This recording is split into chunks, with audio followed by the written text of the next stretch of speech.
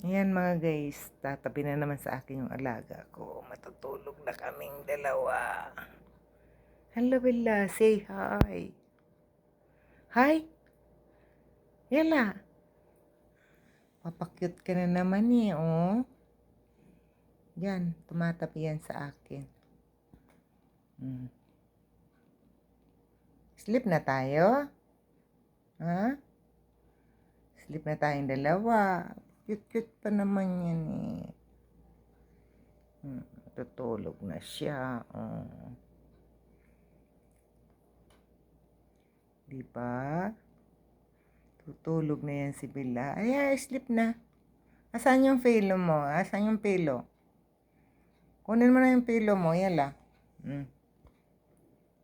Kung hindi ibon, pusa. Yan kami. I-sleep na kami. Oh. Yan. Di pa. Matutulog na si Bella ko eh.